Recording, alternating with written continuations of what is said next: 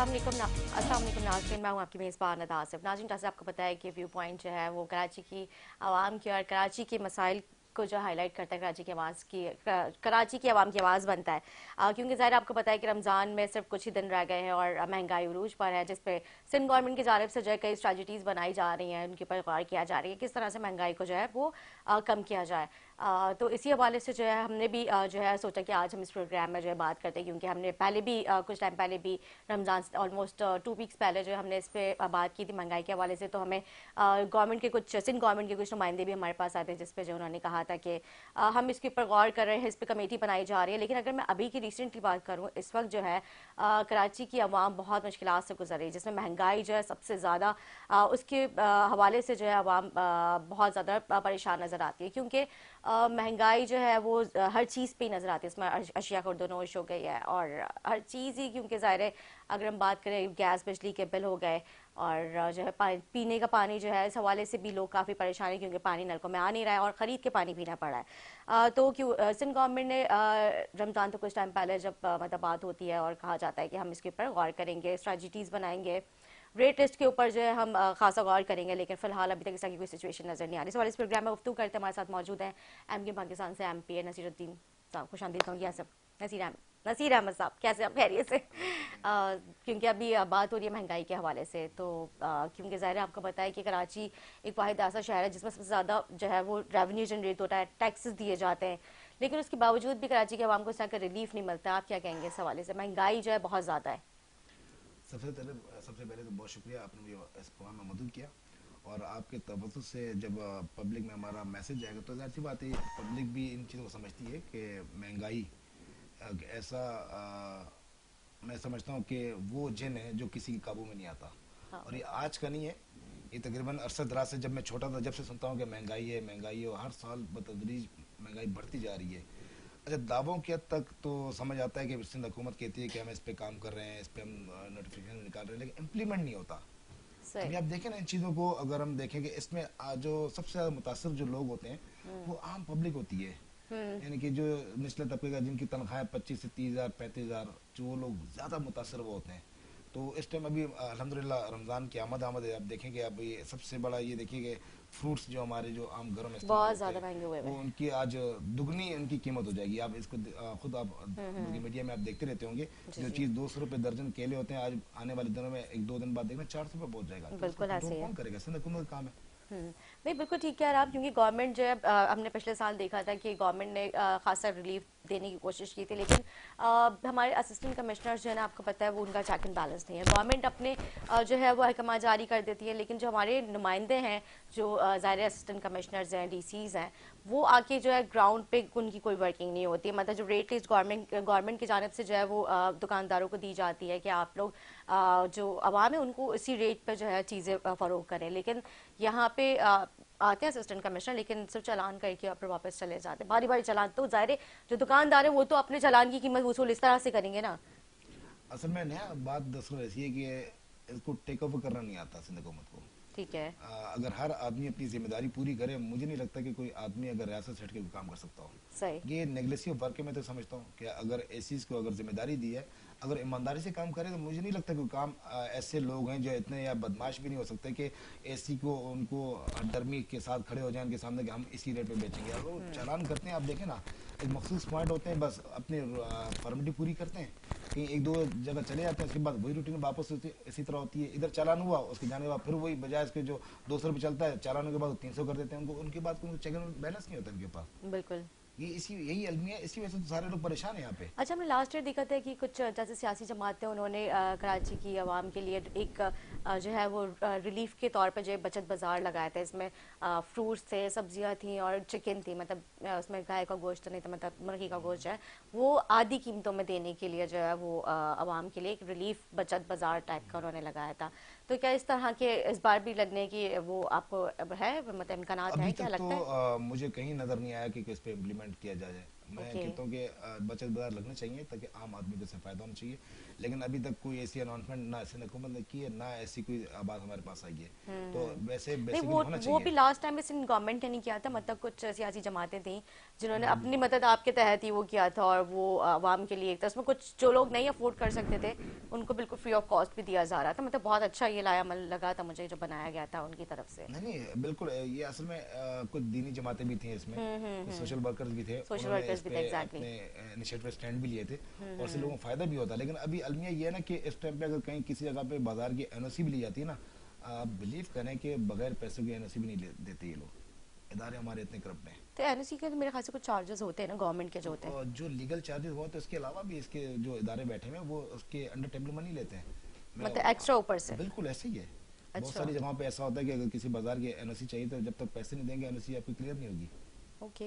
ये तो बिल्कुल क्लियर बता रहा हूँ। मैं अपने हल्के की बात करूँ, वहाँ पे हमारी मंडियाँ लगती हैं, वहाँ पे हमारे छोटे छोटे बाजार लगते हैं, वो जब तक इनसे मिल के इनको पैसे ना दिए जाएं तो एनओसी क्लियर नहीं होती।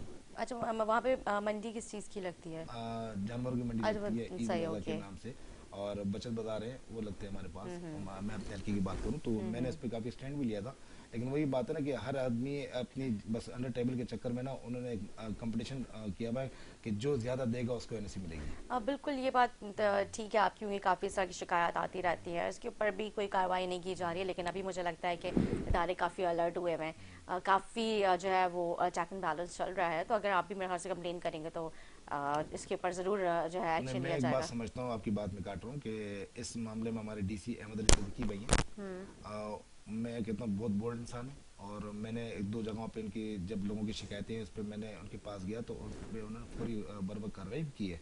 और मुझे अच्छा सही। ये लगा कि अहमद अली सिद्दीकी भाई, मैं नाम इसलिए ले रहा हूँ कि उनका जो काम अच्छा है तो उनका नाम भी लूंगा। बिल्कुल उन्होंने ज़ाहिर। काफ़ी जगह पे मुझे सपोर्ट भी किया और उन चीज़ों को बंद किया जहाँ पे इलीगल एक्टिविटीज़ हो रही थी, जहाँ पे इस तरह के मामला नाम भी आता था ना, तो फौरी एक्शन लेते हैं इस पर। और अच्छा। मैं कहता हूँ कि ये हमारे लिए खुशहाल बात है कि डीसी अहमद अली सिद्दीकी जैसे आदमी करो ना पूरे डिस्ट्रिक्ट में, तो मैं कहता हूँ कि बहुत सारी चीज़ें सीधी हो जाएंगी।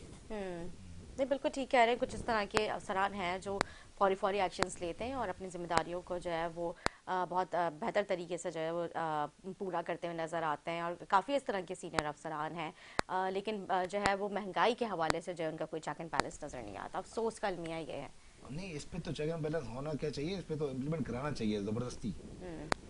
मैं कहता हूँ कि जिस हल्के से मेरा ताल्लुक है ना, मैं हल्के की बात इसलिए ज़्यादा करता हूँ कि मैं ज़ाहिर वहाँ के रोज़ के मसाइल में सुनता रहता हूँ कि इस टाइम पे चिकन आप देखें कहाँ पहुँची हुई है। अब चिकन के अलावा सब्जी देख लें, टमाटर देख लें, आप कोई भी ऐसी चीज़ फ्रूट्स देख लें, वो अभी क़ुव्वत खरीद से बाहर होता जा रहा है। और जबकि गवर्नमेंट की जो रेट लिस्ट होगी, आप उस पर भी, इस पर कमीशन उनका अलग होता है, यानी कि मिसाल के तौर पर 200 रुपये किलो चल रहा है तो वो वहाँ पे 250 रुपये मनमानी कर रहे होते हैं। इस पे तो इनको खास तौर पे इन पे हाँ पाबंद किया जाए, और डीसीज को अपनी अगर टीमें कम है तो उनको टीमों को डाइवर्ट करना चाहिए, ज़्यादा करना चाहिए, ताकि हर जगह पर खाली एक मखसूस जगह नहीं कि कोई एक दो पॉइंट देख लिया उसके बाद उनकी जिम्मेदारी खत्म है, ऐसा नहीं है। रोज़ाना की बुनियाद पर अगर इस पर चेक लगा दिया जाए तो मेरे ख्याल में कोई ऐसा इंसान नहीं है जो उनके अगेंस्ट काम कर सके। होना शर्त है, लेकिन मसला ये है कि करेगा कौन। मैं कहता हूँ इस बार अल्लाह ने चाहा तो इस पर खुद भी मैं चेक एंड बैलेंस रखूंगा, जहाँ पे इस तरह के रेड लिस्ट के हवाले से कोई शिकायतें आएंगी, मैं खुद भी अल्लाह ने चाहा तो फील्ड में रहूँगा, अल्लाह ने चाहा तो। अच्छा, एमके पाकिस्तान ने इस हवाले से कोई अमल बनाया है? हाँ, हमारी आज मीटिंग थी हमारी, तो मैं खुद आ नहीं सका वहाँ पे। तो अभी स्ट्रेटजी हमारी बन रही है इस हवाले से कि महंगाई के ऊपर, रमज़ान के हवाले से। तो शाम में इंशाल्लाह जाके उनसे डिस्कस करते हैं क्या लाया मलाया, उसको इम्प्लीमेंट भी कराएंगे अल्लाह चाहा।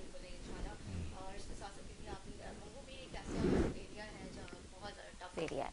मैं समझती हूँ वहाँ की, अगर हम इंफ्रास्ट्रक्चर की बात करते हैं, वहाँ पे पानी भी नहीं आ रहा है, मतलब वहाँ पे काफ़ी मुश्किलात फेस कर रही है आवाम। तो मंगो पीर उनकी बेहतरी के लिए क्या आपकी कारकर्दगी रही है इस दौरान? मुझे एमपीए बने हुए तकरीबन साल के करीब हो गया ना, और एम के मंगो पीर हमारा मुज़ाफ़ाती इलाका है। ठीक है। अगर मैं इसकी बात करूं कि वहाँ पे जो हालत ज़िंदगी है, आप बिलीव करें, मैं कहता हूँ इंसानों के रहने की जगह नहीं है। वाकई। बिल्कुल ऐसे बिल्कुल मैं तो कहता हूँ, मैं तो सबको दावत देता हूँ। मैं कराची को भी मैंने दावत दी थी, और जितने भी हमारे बड़े हैं उनको, जो मिनिस्टर्स हैं, वो खाली असम्बली के फ्लोर तक और बयानबाजी तक उनका तो ऐसा होता है कि सारी दुनिया अच्छी है, हमने सब काम कर दिया, हमने कराची को ऐसा बना दिया। मैं कहता हूँ उसका 5% भी डिलीवर नहीं कर रहे। अच्छा। मंगो पीर का इलाका ऐसा है कि वहाँ पे सड़कें है ही नहीं। पानी का निज़ाम इस कदर धर्म भरम है कि पानी लोगों के घरों में मुहैया नहीं होता। आज भी लोग वहाँ पे अपने कंधों पे पानी लेके आते हैं, जिसमें मैं नाम लूँगा कि मोहम्मदपुर का इलाका 12 साल से पानी नहीं है वहाँ पे, 12 तो साल वहाँ से। पे तो मैंने सुना है काफी हाइड्रेंट्स भी चल रहे हैं मंगोपुर में। बिल्कुल, आपने अच्छा पॉइंट रेज किया। हाइड्रेंट के ऊपर तो मैंने इतनी यानी कि सख्ती की हुई है कि पानी हाइड्रेंट पे तो आ रहा है, घरों के यानी घरों में नलकों में नहीं आ रहा। अच्छा, अभी रिसेंटली मैंने तकरीबन 39 से 45 के करीब हाइड्रेंट मैंने खुद बंद कराया, यानी कि अच्छा। हाँ मंगोपीर थाने के अंदर और पीराबाद थाने के अंदर खुद बोल के कराया। अच्छा, इसमें सबसे बड़ा नुकसान ये आ रहा है ना कि इस पे सही तरह वर्क कर नहीं पा रहे ये लोग। अच्छा, वाटर बोर्ड इनमें मुलव्वस है, मैं साफ नाम लेता हूँ मैं वाटर बोर्ड वालों का, कि जब तो मैंने वाटर बोर्ड के कौन लोग हैं जो मुलव्वस हैं उनमें, कोई एक्सीडेंट्स वगैरह हैं, कौन है? नहीं, इस पे तो तमाम लोग मुलव्वस हैं। मैं अभी छोटी सी एक मिसाल दूं आपको हाँ हाँ। कि खैराबाद के अंदर गुज़िश्ता दिनों, एक हफ्ता 10 दिन पहले की बात है, वहाँ पे इलीगल हाइड्रेंट का ऑपरेशन मैंने करवाया था और उनकी निशानदेही मैंने की थी। ठीक है। तो जब वो लाइनें कट गई, उसके विद इन 2 आवर्स के बाद दोबारा लाइन जुड़ गई। आपने ऑपरेशन कराया और विद इन 2 आवर्स में जुड़ हाँ, गई? जुड़ गई। अच्छा, इसकी मैंने निशानदेही मैंने फौरी तौर पे हुआ हमारे जो अभी एमडी हैं इस टाइम पे असदुल्ला साहब, उनको भी मैंने कॉल करके बताया, और जो चीफ इंजीनियर है ज़हीर शेख साहब, उनको फ़ोन किया। मैंने कहा देखिए 2 दिन बाद पानी का टन आ रहा है, अगर आप इस पर अभी कार्रवाई नहीं करेंगे वो दोबारा फिर इस तरह हाइड्रेंट पर लाइनें लग जाएंगी टैंकर्स की, और फिर दोबारा इनका इलीगल काम शुरू हो जाएगा। तो उन्होंने कहा ठीक है हम करते हैं। कह रहे इंशाल्लाह वेरी फर्स्ट वर्किंग डे होगा तो उसमें मैं इसको डिसमिस कराऊंगा। लेकिन क्या हुआ, जब पानी चला वहाँ पे, तो जब टैंकर वहाँ पे आके लगे, तो वहाँ पे टैंकर्स की जो लाइन लगी थी उनमें आपस में उनके झगड़ा हो गया पानी भरने पे। उस झगड़े के दौरान वहाँ पे फायरिंग हो गई, और फायरिंग में 2 अफराद उसी वक्त मौके पे हलाक हो गए और 3 जख्मी हो गए। इसका जिम्मेदार कौन है? अगर मेरी उस आवाज़ पे, उस कॉल पे अगर उसको फौरन डिस्कनेक्ट कर देते, वो लाइन नहीं चलती, पानी जब चलता था तो उनका हेडलाइन कटा हुआ होता, तो क्या समझते हैं वहाँ पे वो लाशें गिरती? नहीं गिरती। नहीं बिल्कुल, ये तो खैर इनकी बहुत नाअहली की वजह से, मैं कहता हूँ कि इनकी नाअहली की वजह से 2 जाने गई हैं। उसमें हमारा एक कारकुन था, टाउन का जिम्मेदार था, वो भी जख्मी हुआ, उनके जबड़े भी गोली लगी है, 2 और लोग जख्मी हुए। ये सारा जिम्मेदारी वाटर बोर्ड की आती है, लेकिन अपने काम से गाफिल है वो। उनको समझ नहीं आती कि करना क्या है, बल्कि मैंने जब उनको कहा कि आप क्यों नहीं कर पा रहे, तो मुझे आगे से कह रहे हैं आप देख लो उनको। मैंने कहा मैं तो देख रहा हूँ, मैं तो हल्के की सतह पे लोगों की आवाज़ बन के लोगों के निशानदेही कर रहा हूँ, जो काम गलत हो रहा है मैं आपको पॉइंट हाईलाइट कर रहा हूँ। आपके पास इदारे हैं, फोर्सेज हैं, आप उसमें इम्प्लीमेंट कराए ना। अभी गुज़िश्ता दिनों एक हफ्ते से रेंजर ऑपरेशन करी और अल्हम्दुलिल्लाह बड़ा अच्छा ऑपरेशन हो रहा है, और इंडस्ट्रीज के भी कनेक्शन काटें, और मैं रोज़ाना की बुनियाद पर उनसे फॉलोअप लेता हूँ, मैं ऑन द स्पॉट पहुँचता भी हूँ, तो काफ़ी चीज़ें बेहतर हो रही हैं। ऑन कॉल मौजूद है पाकिस्तान पीपल्स पार्टी से नजमी आलम साहब।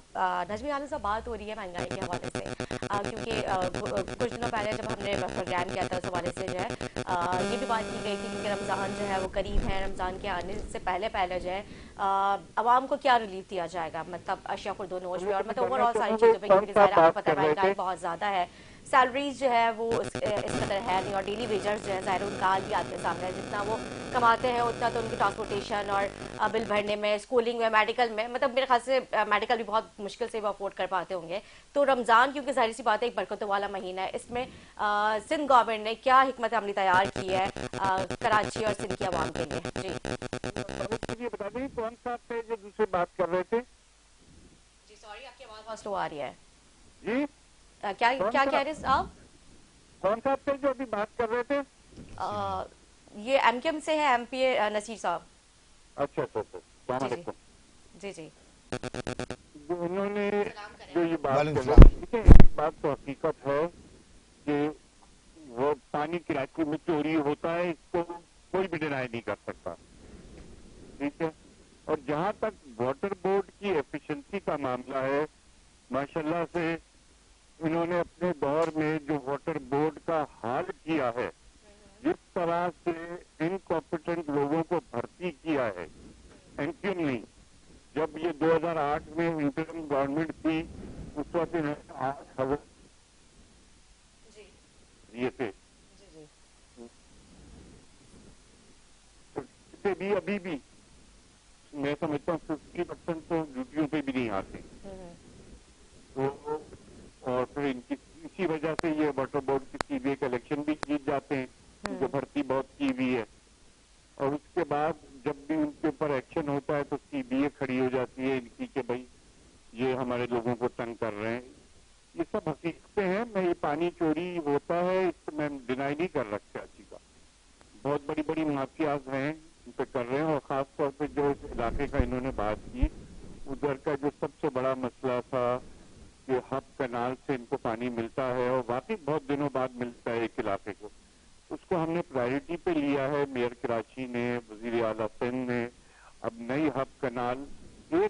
के अंदर बनाने का प्रोग्राम जो दिन और रात काम चल रहा है, और 7 अरब रुपए सिंध गवर्नमेंट ने सिर्फ इस हब कैनाल के लिए जारी किए हैं। कुछ छोटा अमाउंट नहीं होता, वरना ये होता है कि जी फेडरल गवर्नमेंट से भी लो, इससे भी लो। सिंध गवर्नमेंट ने एहसास किया कि वेस्ट के लोगों को बहुत प्रॉब्लम है, फिर ये बन रही। अब क्योंकि हो ये गया था कि कैनाल इतनी बोसीदा हो गई थी कि उसमें हमारा 100 MGD पानी सैंक्शन है, हम 60-65 से ज्यादा ले नहीं पाते थे। ठीक। कैनाल टूट, अब ये 100 MGD की बन जाएगी। प्लान हमारा ये है कि जब ये 100 कंप्लीट हो जाएगी और पूरा 100 MGD पानी आएगा, हम पिछली कैनाल को रिपेयर करके फेडरल गवर्नमेंट के पास आएंगे कि हमें 100 MGD और दिया जाए, ताकि ये बल्दिया, औरंगी टाउन, मुन्नाबाद, मंगूपीर, ये सारे इलाकों का पानी का मसला हुआ। और पीपल्स पार्टी को समझिए, ये देखिए इतनी बड़ी 35 किलोमीटर की कैनाल अगर 1 साल के अंदर बन जाए कंक्रीट की, तो ये बड़ी कामयाबी है जो सिंध गवर्नमेंट दिन रात काम कर रही है। KMC मेयर कराची उसको फॉलो कर रहे हैं, और आप अक्सर देखते हैं कि हर 10 दिन 15 दिन बाद जाके काम की पोजीशन देखते हैं मेयर, और CM साहब भी जाके देख रहे हैं, वजीर बल्दियात भी जाके देख रहे हैं, और हम उसके लिए कर रहे हैं काम। इससे इंशाल्लाह इनको बहुत, वेस्ट को खास तौर पे बहुत बड़ा फायदा होगा। ठीक है, बिल्कुल। नसीर साहब, आलम भाई बहुत शुक्रिया, आपने ज्वाइन किया। मुझे आवाज़ थोड़ी कम आई थी, मैंने सलाम का जवाब अभी दिया देर से। आप हमारे सीनियर्स हैं और हम समझते हैं कि हम आपसे सीखेंगे। बिल्कुल आपने ऐसा सही फरमाया कि वहाँ पे काम हो रहा है, और इंशाल्लाह 1 साल के अंदर कह रहे हैं कि वो हमारे पानी अगर कराची को मिल जाता है या मंगू पीर को, तो ये बड़ी खुशहाल बात होगी। लेकिन मुझे उम्मीद नहीं लगती कि 1 साल में पानी मिल जाए, क्योंकि इस तरह के बहुत सारे प्रोजेक्ट ऐसे हैं कि जो अभी भी डिले का शिकार है। उनको टारगेट दिया हुआ है। नजीम भाई बिल्कुल आपने सही कहा। मैं कहता हूँ कि अगर अल्लाह करे, आपकी ज़बान मुबारक करे, 1 साल में पानी आ जाए। उनको जब CM साहब ने पैसे सैंक्शन किए, मैं कह रहा हूँ बड़ी अच्छी बात हो जाएगी। मैं खुद खड़ा हूँगा इंशाल्लाह प्रेशर करने के लिए। कुछ चीजें ऐसी होती हैं जहाँ पे हमें कॉम्प्रोमाइज करना पड़ता है, लेकिन कुछ चीजें थी पानी के मामले में मैं कहता हूँ कि हमें कॉम्प्रोमाइज नहीं करना चाहिए, कि बेसिक नीड है। आज दुनिया चांद पे जा चुकी है, और आज हम लोग पानी और ढक्कन और इसी में लगे हुए हैं, रोडों और सड़कों पे लगे हुए हैं। मैं कहता हूँ कि हमें सिंध हुकूमत हमारी 17 साल से, और तकरीबन अब तो मैं तो कहता हूँ इनको ऐसा होना चाहिए था कि तमाम सियासी पार्टियों की इनकी वक्त खत्म कर देनी चाहिए थी। आपके पास 17 साल थे, तो उसमें ये होता है कि अगर वो इस तरह काम करते, लोगों को डिलीवर करते, मुझे नहीं लगता कि नाम निशान किसी पार्टी का रहता। जिस तरह आपके पास फंड्स हैं, जिस तरह आपके पास इख्तियारात हैं, मेयर कराची हमारा नहीं होता। और आवाज आपकी कट गई। इलेक्शन में कैसे रिजल्ट आए वो हमें पता है, वो उसको डिबेट करने की जरूरत नहीं है कराची के। नहीं, हम उस पर डिबेट ही नहीं कर रहे, हम तो काम के ऊपर बात कर रहे हैं कि काम अगर हो रहे होते। नजमी भाई, आज हमारा नाम ही मिट चुका होता है, MQM का नाम ही मिटे, लेकिन आज भी अल्लाह का शुक्र है कराची के अंदर लोग MQM को जानते हैं। उनको पता है कराची के अंदर कोई काम करने वाला तो MQM ही है, तभी उन्होंने वोट देके इलेक्ट करके यहाँ पे असेंबली में भेजा है। बोर्ड का जो हाल हुआ है, इसके जिम्मेदार साहब हैं जिन्होंने वाटर बोर्ड में इतनी बड़ी लायबिलिटी क्रिएट की थी कि जिसको उठा करके हम थक गए। वाटर बोर्ड के 5 अरब रुपए एक सिक्योरिटी उसमें रखे थे, जिसका जो इंटरेस्ट आता था मुलाजमीन के ड्यूज उससे जाते थे, वो सारे KMC में ले गए ब्रिज फाइनेंसिंग के नाम पर। जो आज वाटर बोर्ड का हर एम्प्लॉई उसको MQM के जो लोग वो भी कहते हैं कि हमारे साथ जुल्म कर गए। ठीक है नजमी भाई, अगर वाटर बोर्ड के साथ अगर ज्यादती, मैं कह रहा हूँ अब तो वाटर बोर्ड तो आपके हाथ में, आपके इख्तियार में, क्यों नहीं आप पानी डिलीवर कर रहे हैं कराची को, पानी क्यों नहीं दे पा रहे? देखिए ब्रदर, मेरी बात सुने, चोरी पानी कराची में होता है, इसमें कोई शक नहीं है। और आपके इलाके में और ये शराब बोर्ड की तरफ बहुत बड़ी चोरियां हैं। हम ऑपरेशन करते रहते हैं मुस्तकिल तौर पे, वाटर बोर्ड, पुलिस, रेंजर करती रहती है, लेकिन ये कंटिन्यूस जुर्म है। कभी आप सही कह रहे हैं कि लाइन काटी होगी, बाद में जुड़ गई होगी, और उसमें वाटर बोर्ड के ही अफसरान मिले हुए होंगे। मैं वाटर बोर्ड के अफसरान से मुझे कोई हमदर्दी नहीं है कि मैं उनकी सिफारिश उनको डिपेंड करूं, वो सब करप्ट हैं वाटर बोर्ड के अफसरान। तो जाहिर कोई काम कर ही नहीं सकता ना। देखिए, मैं ये समझता हूँ कि अगर वाटर बोर्ड अपना काम सही करे तो इस तरह की चोरियां हो ही ना। मैं कह रहा हूँ कि मैंने कई जगह पे पॉइंट हाईलाइट किया है। होता ना कि खाली बातें की भी हो, मैंने उनको खाली बताया गया हो, मैंने खड़ा हो गया हाईलाइट किया है, विद नेम किए हैं। बल्कि मैंने ऐसा भी किया है कि जो वाटर हेड एंड माफिया, उनके नंबर भी लिख के दिए। अगर वाटर बोर्ड अगर अमला सही काम करे, उनके खिलाफ FIR करे, उस पर दफात हाथ सही तरह डाले तो दोबारा उनकी हिम्मत ही ना हो ना काम करने की। कहीं ना कहीं सरपरस्ती है ना, कौन लोग इनके पीछे। मुझे ये समझ नहीं आती कि इतने मजबूत हैं कि वो इदारे को उसको चैलेंज बिल्कुल किसी खाते में नहीं लाते, इतने मजबूत लोग हैं ये। वाटर बोर्ड का स्टाफ इंतहाई करप्ट स्टाफ है जो कि इसमें शामिल होता है चोरी में। अब आप इतने ग्रास रूट लेवल पे इधर से उधर चोरियां करते रहते हैं। पहले भी हमने बहुत ऑपरेशन किए, शराब बोर्ड की तरफ FIR कटवाई। अभी उसमें कानून में हमने अमेंडमेंट की है कि अब जिसके ऊपर FIR कटेगी उसके ऊपर बहुत लंबी सजा हमने इसमें डाली है अपने बाय लॉज में, इसीलिए कि पहले FIR कटती थी, दूसरे दिन वो जमानत पे आ जाते थे। जहाँ हम छापा मारते थे तो वहां पर मालिक को नहीं मिला था, उनके मुलाजमीन मिलते थे, दूसरे दिन जमानत पे आ जाते थे, वो फिर शुरू हो जाते थे। अब उसमें सजा बढ़ाई है, जुर्माना बढ़ाया है, इसीलिए कि लोगों को रोके इससे। और इंशाल्लाह जब ये आपका हाफ कनाल कंप्लीट हो जाएगी तो फिर ये जो यहाँ पे पानी के टैंकर चोरी करके इन्हीं को बेचते हैं, उनकी भी काम खत्म हो जाएगा। मैं कह रहा हूँ अल्लाह करे ऐसा हो जाए। लेकिन आपको लगता है कि ये खत्म होना मतलब हो सकता है? नहीं, ये मुझे नहीं लगता ये तो बहुत बड़ा माफिया है, इसको तो खत्म नहीं कर सकता। जब अभी तक नहीं खत्म हुए तो आगे कैसे खत्म हो सकते हैं? ये वो सरपरस्ती इनकी उन लोगों की जिनको उनसे मफाद है और ये कभी भी खत्म नहीं होगा। मैं भी आज इधर ही बैठा हूँ और मैं नजमी आलम भाई बैठे हैं, उनको मैं बताता हूँ कि अगर ये ऐसा हो जाए तो मैं आपको वेलकम करूंगा और मुझे नहीं लगता कि हम इसको खत्म कर पाएंगे, क्योंकि इस पर बहुत सारे लोग, मैं मादर के साथ लफ्ज लूंगा, धंधे चलते हैं, धंधे हैं, उनको बंद करने के लिए मैं कह रहा हूँ कि अगर वाटर बोर्ड सही काम करे तो कैसे को चला सकते हैं। मैं कह रहा हूँ, मैंने पार्ट हाईलाइट किए, नाम दिए, वाटर बोर्ड अगर उनके अफराम मुलव्विसन के खिलाफ इंक्वायरी क्यों नहीं करती है? कोई इंक्वायरी नहीं, कोई आज तक कोई सस्पेंड नहीं हुआ, कोई ट्रांसफर पोस्टिंग केसेस नहीं हुई कि भाई आपने गलत काम किया। अभी मैं कह रहा हूँ इतना बड़ा आसानियां हुआ है, इसमें गफलत थी ना वाटर बोर्ड की, क्यों नहीं किया इसको? इस पे इम्प्लीमेंट करते ना, उनको सजा देते, उनको ट्रांसफर करते। भाई आपकी जुरिडिक्शन के अंदर ये कनेक्शन हुआ, एक एमपीए ने इसको हाईलाइट किया, उसके बाद भी कनेक्शन ऑन हो गया, फिर पानी चल गया, 2 मर्डर हो गए, 3 जख्मी हो गए, कार्रवाई क्यों नहीं की इसके खिलाफ?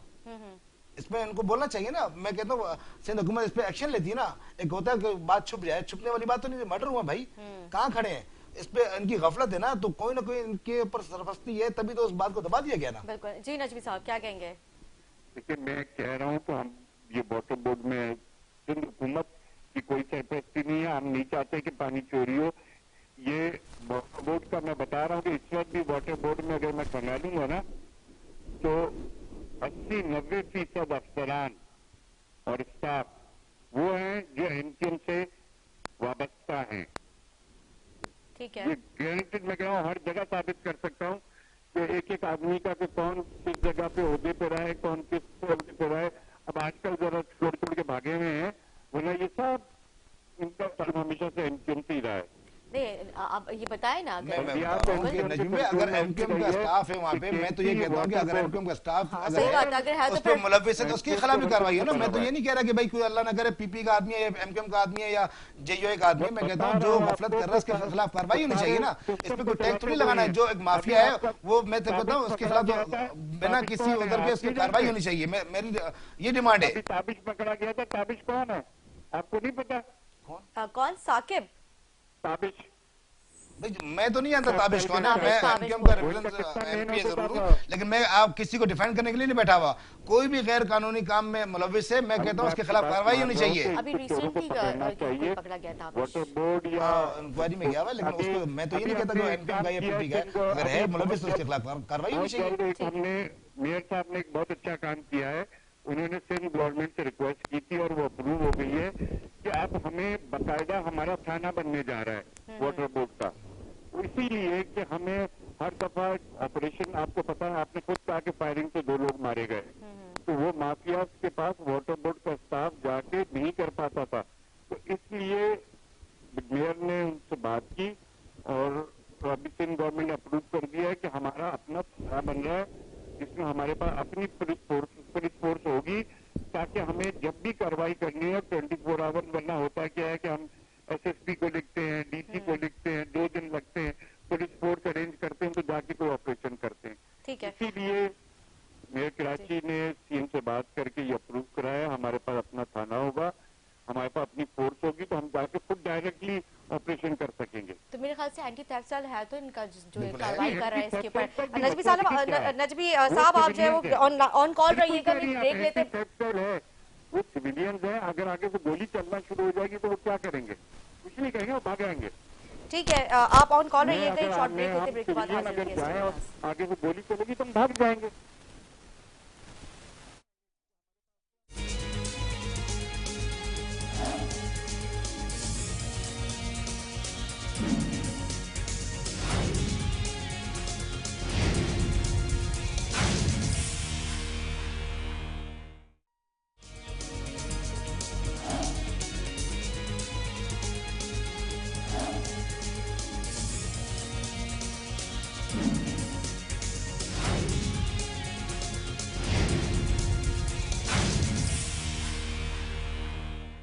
Welcome back नाज़र। ब्रेक्स वाले गुफ्तगू हुई थी नजमी आलम साहब से, जिसमें नजमी आलम साहब ने कहा कि अगर हमारा वाटर बोर्ड का कोई अमला जो है इन सारी इलीगल एक्टिविटीज़ से मुलविस होता है तो हम इसके ऊपर कानूनी कार्रवाई करेंगे। बल्कि हमने गवर्नमेंट से ये रिक्वेस्ट की कि इसके लिए एक प्रॉपर अलग जो है वो पुलिस स्टेशन होना चाहिए, उनकी अलग जो है वो स्टाफ होना चाहिए जो इसके ऊपर जो है वो FIRs करे और हमारी जो अमला है जो इन सारी एक्टिविटीज़ में इलीगल एक्टिविटीज़ में इन्वॉल्व है उनके ऊपर कानूनी कार्रवाई की जाए। मुझे लगता है कि आप क्या समझते हैं कि क्योंकि एंटी थेफ्ट सेल तो ऑलरेडी मौजूद है तो कोई और पुलिस स्टेशन बनाना इनके लिए क्या आप समझते हैं कि मुनासिब है?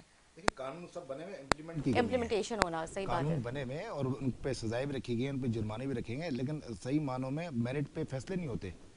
जब कोई आदमी पकड़ा जाता है तो कोई ना कोई सिफारिशी आता है और बिहाइंड द स्क्रीन जो लोग आते हैं वो सारे नहीं के लोग होते हैं। ऐसी बात है, जब उनका प्रेशर आता है तो उनकी FIR भी नहीं होती। अगर FIR होती है तो फिर इन्वेस्टिगेशन में C क्लास कर दी जाती है और फिर दोबारा 2 दिन बाद बाहर होते हैं और फिर वही चीज़ें सब नजर आ रही होती है। बल्कि और मुनज़्ज़म उनको तो इन चीज़ों पे तो उनको फिक्र ही नहीं होती कि हम पकड़े जाएंगे तो क्या होगा। मैं कहता हूँ उनको ये पता है कि अगर पकड़े भी गए क्या हुआ, दोबारा निकल आएंगे और होता भी यही है अक्सर बेशतर। कोई बात ये है कि नजीर साहब कि ये तो जाहिर सी बात है उनको इस चीज़ का यकीन है कि हम करते जाएंगे, वापस आते जाएंगे, हमारे पीछे सपोर्ट करने वाले लोग हैं, हमारा बैकअप है। मतलब उनको इस चीज़ के ऊपर इतनी वो इंश्योर हैं कि मतलब वो कुछ भी फिर इसी वजह से तो कॉन्फिडेंस के साथ करते हैं। मैं वही तो कह रहा हूँ ना कि ये तो और मजबूत मुनज़्ज़म होकर बाहर निकल आते हैं। उनको पता है जमानत उनकी 30,000 में हो जाती है, वो आके एक हफ्ता फिर चलाते हैं, उसमें लाखों करोड़ों रुपए कमा लेते हैं, फिर गिरफ्तारी अमल में आती है, C क्लास होती है, फिर बाहर होते हैं। ये इनका धंधा है सर, रोज का चलता रहता है इनका। इनको तो कोई फिक्र ही नहीं है ना, कोई खौफ ही नहीं है इनके अंदर। खौफ के लिए इनको अपने कानून को जो इम्प्लीमेंट कराना जरूरी है। इस पे जो इनकी सजाएं, इनको उस पर यकीन दहानी करानी चाहिए कि इस पे इनको सजाएं मिलनी चाहिए। जमानत तो होनी नहीं चाहिए ना। एक आदमी गैर कानूनी काम में पकड़ा गया, जमानत ही ना दो, कम से कम 6 महीने से उनको अंदर रखो ताकि उनके घर वालों को पता चले कि गैर कानूनी काम किया है, अब आने के बाद वो इंसान बन जाए। लेकिन ऐसा होता नहीं है। बिल्कुल। अच्छा, ताबिश का भी जिक्र किया था नजमी आलम साहब ने, तो उनका क्या बैकग्राउंड है? वो कहते हैं MQM से नहीं, देखिए MQM का कोई नहीं है ना, मुझे इसकी नॉलेज है। मैं ये समझता हूँ कि अगर ताबिश कोई टैग लगा बैठा हुआ तो अगर वो मैं फिर कह रहा हूँ ना, गैर कानूनी काम कोई भी कर रहा हो, हमारे खालिद मकबूल सिद्दीकी भाई और मुस्तफा भाई ने बिल्कुल वाज़ेह पैगाम है, कोई भी इलीगल एक्टिविटी के अंदर कोई कारकुनी क्यों ना हो तो हमारी इसके लिए कोई नरम गोशा नहीं है। जब ये चीज हमारे क़यादत ने मना कर दिया है तो मुझे नहीं लगता है कि कोई MQM के कारकुन की इतनी हिम्मत हो कि वो गैर कानूनी काम में मुलविस हो। मैं नहीं मानता इस बात को। ठीक है। और कहते हैं इसके अलावा और भी अमला ऐसा था जो MQM का था और इस तरह की एक्टिविटीज में देखिए अपॉइंटमेंट जो हुई है, मैं कह रहा हूँ कि सियासी बुनियाद पे ये बात कर रहे हैं तो ये तो इल्जाम होता है। तो अगर वो MQM का कारकुन है या कोई भी है, सिविलियन है, मैं कहता हूँ कि अगर वो गलत काम कर रहा है उसके खिलाफ कार्रवाई करे ना।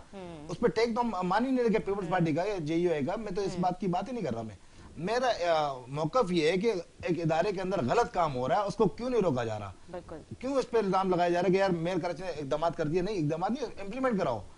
असल मकसद ये, जब तक आप उनको सजा नहीं देंगे ये चोरी नहीं बंद होगी। इस तरह चाहे कोई भी हो, जितना बासर आदमी हो, उसके खिलाफ कार्रवाई होनी चाहिए। बिल्कुल होनी चाहिए, जाहिर है।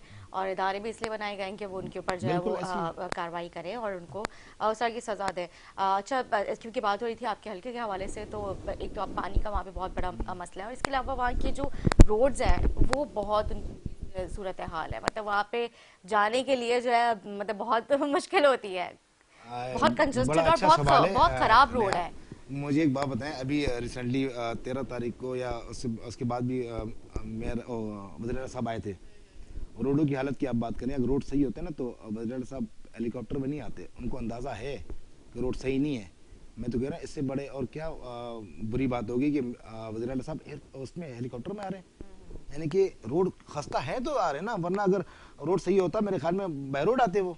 अब इससे आगे पूरे मंगूपीर कराची में बाय रोड जा बिल्कुल, रहे हैं। आप मंगूपीर से आगे जाएं, आप मैं कहता हूं कि वहां पे इतनी बुरी हालत है कि वहां वाटर टैंकर 2 हाइड्रेंट खुले हुए हैं, उन्होंने तो बेड़ा गर्क करके रखा हुआ वहां पे। सड़कें बिल्कुल बेहाल है, कोई तवज्जो नहीं है, कोई कुछ।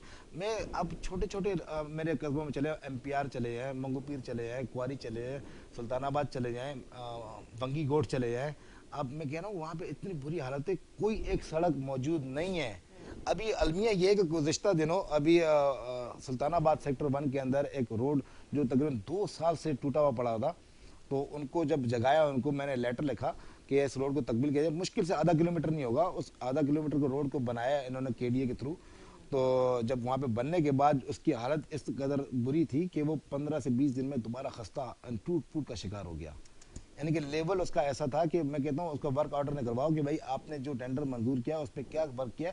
इसके लिए मैंने उसमें बल्दियात के सेक्रेटरी को खुद लेटर लिखा, एंटी करप्शन में मैंने लेटर लिखा, अभी तक उस पर कोई कानूनी कार्रवाई नहीं हुई है। अलमिया ये है, मैंने ये तक लिखा था इस ठेकेदार की आप पेमेंट रोकें ताकि इस काम को पाए तकमील तो पहुंचाए। जिस तरह इसने काम किया है, सिर्फ और सिर्फ इसने अपना टाइम पास किया है। पैसे तो पूरे लिए, आवाम के टैक्स का पैसा है, किसी को जाती जेब का पैसा तो नहीं है।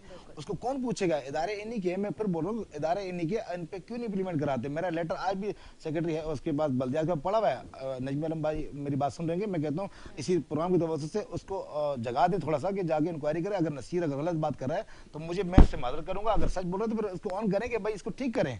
मैं कह रहा हूँ है गफलत है। मैं पॉइंट हाईलाइट कर करके थक गया, मैंने लेटर्स लिख लेके थक गया। नजमी आलम भाई अगर इस बात को ऑन करते कि नहीं सूबा हमारा है, हम इसके वाली वारिस हैं, तो हम भी इसी सूबे के रहने वाले हैं, हम भी वोट लेके आए हैं, तो हमारी बात को ऑन करें, इनके खिलाफ कार्रवाई करें। मैं कह रहा हूँ कार्रवाई होगी इंशाल्लाह, एक कार्रवाई करेंगे 10 आदमी सीधे हो जाएंगे। शर्त ये कार्रवाई होनी चाहिए। मेरा लेटर मौजूद है नजमी आलम भाई को, मैं दे भी दूंगा इंशाल्लाह। तो खुदा इस बात में 2 महीने हो गए, अभी तक उस पर कार्रवाई नहीं हुई। क्या मसला क्या ये कि समझ नहीं आती। नहीं, जैसा आपने बताया कि आपने काफी मर्तबा एप्लीकेशंस लिखी हैं, बल्कि हाईलाइट किया है काफी दफा, तो मतलब उसके ऊपर तो अब सवाल निशान है ना, क्यों नहीं कार्रवाई हो रही है यहाँ पे, जो कि इलीगल एक्टिविटीज इस कदर बढ़ चुकी हैं और उसको क्यों नहीं कंट्रोल किया जा रहा है। अच्छा, क्योंकि बात हो रही है रमजान के हवाले से और जो है महंगाई के हवाले से हमने बात की और बाकी ओवरऑल इशूज हम उस पर बात कर ही रहे हैं, क्योंकि गैस का जो आपको पता है लोड शेडिंग चल रही है पूरे कराची में ही है फिलहाल। रमज़ान में जो है अभी सदरन गैस की जानब से जो एक शेड्यूल प्रॉपर जारी किया गया है, जिसमें जो है सुबह के औकात और रात के औकात, और मतलब उन्होंने बताया कि मेरे ख्याल 9 से 3:30 तक जो है वो मॉर्निंग में, मतलब आफ्टरनून मॉर्निंग से जो है वो उन्होंने उसकी जो फरामी है उसकी उन्होंने टाइमिंग्स दी है, और फिर जो बंदिश की है उसकी भी बताइए कि कब से कब तक है। तो क्या आप समझते हैं कि ये इन औकात के ऊपर ये बरकरार रहेंगे? क्योंकि लोड शेडिंग तो आपने पिछले साल भी देखा होगा, बहुत बुरी तरीके से थी, मतलब 10-10 मिनट पहले गैस आ रही थी और वो भी बहुत डिम लाइट से आ रही थी। मैं कह रहा हूँ जो इन्होंने अनाउंसमेंट किया, अल्लाह करे ऐसा हो, लेकिन इदारों से मुझे कोई उम्मीद नजर नहीं आती। मुझे ये मायूसी होती है कि जो कहा जाता वो होता नहीं है। मैं कहता हूँ इस वक्त जो रमज़ान आ रहा है कम से कम उसका ही ख्याल कर लें। अभी जो इन्होंने अनाउंसमेंट तो की है, अभी तो जाहिर सी बात जब रोज़े स्टार्ट होंगे तो शिकायतें आना शुरू होंगी। अभी इत्तेफाक से मैं जीएम से मिल के आ रहा हूँ मैं गैस के हवाले से, तो मैंने उनको बताया कि खुदा का वास्ता है इस बार इसको इम्प्लीमेंट कराओ सही तरह, कि लोग परेशान हैं और घर की जब औरतें शहरी में उठती हैं तो बड़ी परेशान होती हैं। तो जब गैस नहीं होगी, सिलेंडर जब आप भरवाएंगे तो एक आम आदमी की क़ुव्वत खरीद से बाहर है, लकड़ियाँ नहीं जला सकते वहाँ पे। तो लेकिन इनको भी थोड़ी सी शर्म करनी चाहिए अगर ऐसी चीज़ें हैं। तो मैं कहता हूँ अल्लाह करे इनके जो दावे हैं वो पूरे उतर जाए। इस पे हमें बड़ी उम्मीद है कि इंशाल्लाह इस बार रमज़ान अल्लाह ने चाहा तो अच्छे गुजरेंगे। और काफ़ी जगहों पे हमने हाईलाइट किए हैं। फ़रूख नसीम साहब, फ़रूख कमाल साहब हमारे, उनसे भी मेरी बात हुई थी इस हवाले से। उन्होंने मुझे यकीन देने के लिए, नसीर अगर तुम्हारे हल्के में कहीं अगर कोई ऐसी शिकायत आए तो मुझसे रब्ता करना, तो इंशाल्लाह। हाँ, तो नहीं है हमारे डीजे में जो मेरे कंसल्टेंसी के, तो वो बड़े कॉम्पिटेंट आदमी है। वो मेरी आवाज़ पे अल्हम्दुलिल्लाह काफ़ी जगहों पे उन्होंने जहाँ पे मसाइल आए उनको उन्होंने रिजॉल्व करने की कोशिश की है और हमेशा उन्होंने अच्छा अकोमोडेट किया। तो इस बार भी अभी मैं मिल के आ रहा हूँ उनसे, उन्होंने कहा कि कोई ऐसी शिकायत हो तो मुझे बताइएगा। तो काफ़ी जगहों पे उन्होंने अकोमोडेट किया है। तो इस उम्मीद के साथ कि अल्लाह करे इस बार रमज़ान हमारा अच्छा गुजरे, हमारी पब्लिक अच्छी उसको सर्व कर सके। जो परेशानियां गैस की खास तौर पे, क्योंकि देखो अफ्तारी और सहरी है, अगर इसमें भी गैस ना मिले तो फिर बड़ी मायूसी की बात है। में होगा फिर तो सही बात है। एक महीना तो ऐसा आता है जिसमें जो है मतलब कराची की, बल्कि मैं बोलती हूँ पूरे पाकिस्तान की आवाम को जो रिलीफ देना चाहिए, हर तरह से हर सतह पे देना चाहिए, जिसमें अशिया खुर्दनोश है, पानी है, गैस है, बिजली है, बल्कि इनको चाहिए और कीमतें कम कर दे, क्योंकि ज़ाहिर है इतनी महंगाई हो जाती है रमज़ान में, आपको पता है बजट आपका बिल्कुल डबल हो जाता है। तो जो मतलब जिनकी सैलरीज ही इतनी कम है, और उस पर जो वो ज़ाहिर है हर शख्स की ख्वाहिश होती है कि अपने बच्चों को अच्छा से अच्छा खिलाएं, अच्छा से अच्छा पहनाएं। तो ये तो है, खैर ये अलमिया है कि यहाँ पे गवर्नमेंट जो है इन सारी चीज़ों पर फोकस नहीं करती है। मैं कह रहा हूँ अलमिया नहीं है ये, उनके लिए बड़ी शर्म की बात है। अब मैं अगर बात करूँ कि लोग इस उम्मीद के साथ होते हैं कि आने वाला दिन हमारा अच्छा होगा, लेकिन ऐसा है नहीं। क्योंकि दावत तो क्या तक तो हम बड़े अच्छी बातें करते हैं, हम ये यानी कि दूध की नदियां बहा देंगे, सब कुछ कर देंगे, लेकिन ग्राउंड रियलिटी अलग है। Exactly. मायूसी है ये। बिल्कुल। एज एन एमपी आपने क्या स्ट्रेटजी बनाई है? अब मैं कहता हूँ कि जितना फंड अगर सिंध हुकूमत को मिलता है, अगर मुझे इसका आधा भी मिल जाए तो मैं कहता हूँ कि इंशाल्लाह लोगों को मायूस नहीं करूंगा। मैं कहता हूँ जितना फंड मिलता है, मैं कहता हूँ ये पता नहीं क्यों नहीं करते, क्या वजह है या क्या मुहर्रिकात हैं कि इनकी सोच क्या है। मैं कहता हूँ कि जिस विजन को लेके हमारे खालिद मकबूल सदीकी भाई और मुस्तफ़ा भाई, मैं कह रहा हूँ कि लेके उठे में बेड़ा उठाया हुआ है कि अगर हमें अल्लाह पाक मौका देता है, अगर हमें फंड मिलते हैं, इंशाल्लाह आपको हल्के के अंदर हम काम करते हुए नजर आएंगे, लोगों की हम जो परेशानियों को दूर करेंगे। और ऐसी बात नहीं है, हमने कुछ ना होते हुए भी, मैं अगर अपने हल्के की बात करूं, ना होते हुए भी मैंने इदारों में लेटर लिख लिख के काफ़ी जगहों पे मैंने काम करा है अल्हम्दुलिल्लाह। यानी कि कोई हमें फंड नहीं मिला, एडीपी स्कीम हमारे कोई भी नहीं मिली हमारे को इस साल। सिंध हुकूमत ने कोई एडीपी स्कीम दी नहीं हमारे को, वो पिछली रिवाइज की हैं। तो ऐसी क्या वजह है कि पिछली रिवाइज की हैं, तो यानी कि नाइली है ना कि पिछले आपके टेंडर कंप्लीट नहीं हुए, तो इस साल हमने देने ही नहीं है। तो ये इनकी नाकामी का सबूत है ना ये। आपसे पूछना है, क्योंकि अभी जो ओवरहेड ब्रिज बना है, तो वो क्या एक वो जो निजी सोसाइटी है उनका अपना वो उन्होंने बनवाया है, या फिर गवर्नमेंट ने जो है वो ब्रिज ओवरहेड जब बना है नया ब्रिज, वो नया नाजबा, सॉरी जो वो जो रोड है मंगू पीर नया वाला, नाजमा, ठीक है, उसी साइड पे? हाँ वो केएमसी ने बनाया, लेकिन उनको पैसे जो है ना नया बहुत नहीं दिए। अच्छा ठीक है, एग्जीक्यूशन एजेंसी, जाहिर सी बात है केएमसी है, तो उन्होंने बनाया इसको। ठीक है। हाँ। क्योंकि नीचे वाला रोड जो है वो तो बड़ा बहुत ही बुरा बहुत हाल है। बुरा खस्ता अच्छा, हाल है। उससे पहले अगर हम वो कौन सा भुट्टो नुसरत भुट्टो कॉलोनी। नुसरत भुट्टो कॉलोनी जो है, उस तरफ से अगर हम आते हैं तो आपने देखा होगा दोनों साइड पे जो है काफी बड़े बड़े गड्ढे भी बने हुए हैं। मतलब अगर खुदा न खास्ता अंधेरे में कोई आता है तो बहुत बुरा एक्सीडेंट भी हो सकता है। मतलब वो पूरा गहरा खुदे में, नहीं वो तो उसकी कवर्ड नहीं है वो बिल्कुल साइड से। कवर्ड नहीं है, बहुत बुरी हालत है। और वहाँ पे अभी रिसेंटली 8 से 10 दिन पहले वहाँ पे नया नजरबाद एक पहाड़ काट रहा था, माइंस को डिस्ट्रॉय कर रहा था, तो उसकी वजह से वहाँ पे एक हादसा हुआ है। और मेरी नॉलेज के मुताबिक वहाँ पे एक कैजुअलिटी हुई है, एक एक्सीडेंट होने के बाद में एक शख्स की हलाकत हुई है। एक गाड़ी वहाँ पे दब के यानी कि डैमेज हुई है, लेकिन उसको उन्होंने बिल्कुल छुपा दिया गया। तो उस पर मेरी तहकीकात चल रही है, मतलब अपने लोगों से मालूमात ले रहा हूँ। तो अगर उसको भी मिले उसको भी हाईलाइट करूंगा, क्योंकि उनकी नाइली की वजह से एक जान गई है जो पहाड़ को काटा जा रहा है। जो पहाड़ वो तो बैक साइड पे, या वो जो जैसे एंटर होते हैं लेफ्ट साइड? नहीं, ये पहाड़ जो आपने नसर भुट्टो का जो पहाड़ जो ओवरहेड ब्रिज बना है, जब टर्न आता है पहला भुट्टो, बिल्कुल नसर भुट्टो का, उसके आप देखेंगे लेफ्ट साइड पे, यहाँ से नाजमाबाद से जाते हुए लेफ्ट हैंड है, और अगर नाजमाबाद से आते हैं तो राइट साइड पे एक पहाड़ काट रहे हैं, वो आज भी कट रहा है। तो उसके अंदर ये हादसा हुआ था, और बड़े अफसोस की बात है वहाँ पे कैजुअलिटी हुई है। उसके जिम्मेदार में कहते नया नाजमाबाद है। ठीक है, बिल्कुल। क्या पैगाम देना चाहेंगे हमारे नाज़रीन को, क्योंकि प्रोग्राम का टाइम अब जो है इख्तिताम की तरफ है, तो पैगाम तो क्या देंगे नाज़रीन को पैगाम क्या देना चाहिए, यानी कि जो हमारे लोग हैं बड़ी हमसे उम्मीदें लगा के बैठे हुए, और हम अपनी हिस्से का काम पूरा करें। एज अ अपोजिशन हम लोग जब हम किसी भी काम को जो नेगेटिव होता है हम उसको हाईलाइट करते हैं, अच्छे काम को अप्रिशिएट करते हैं। ऐसी बात नहीं है कि हम सिर्फ नेगेटिव के ऊपर इश्यूज पर बात करते हैं। मैं कहता हूँ कि अल्लाह करे हमारे ऐसे हुक्मरान आ जाए कि जो लोगों की सोच के मुताबिक चले, और लोगों के मसले को समझें, और लोगों के मसाइल को हल करने की पूरी दयानतदारी के साथ कोशिश करें। ठीक है, थैंक यू सो मच नज़ीर साहब, आपने अपना टाइम दिया। उम्मीद करते हैं नाज़रीन को हमारा प्रोग्राम अच्छा लगा। इसी के साथ अपनी मेज़बान इजाज़त, अल्लाह हाफ़िज़।